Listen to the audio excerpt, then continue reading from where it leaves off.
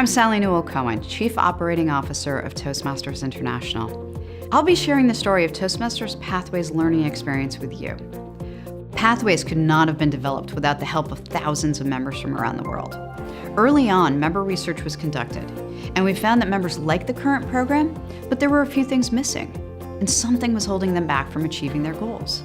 Members wanted future improvements to include more relevant skills and access to online tools, tips, and resources. They wanted flexibility and more choices to help them grow. Now, we used this information to build the foundation of the program.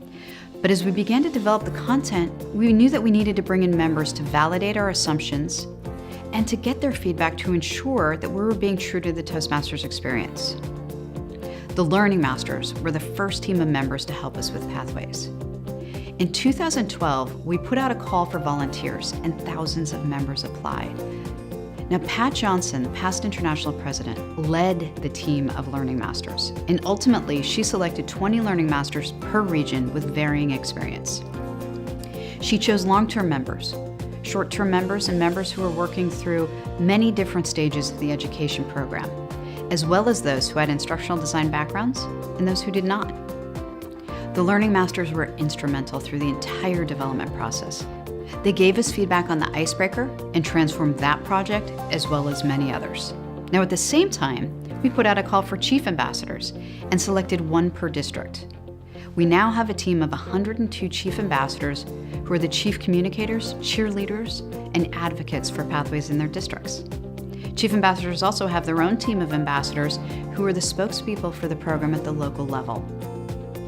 Now, from 2012 to 2015, all of the content for Pathways was developed, which included the creation of 59 projects. And when the projects were completed, we turned to members again and asked them to participate in the content pilot, the first ever at Toastmasters.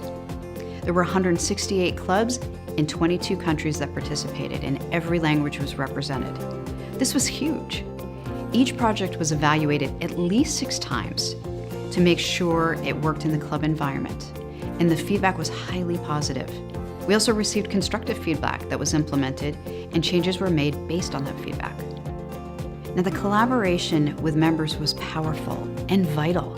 It kept us true to the Toastmasters experience while meeting all the needs that members had told us about in the research. Pathways is a far better program because members have been a part of it.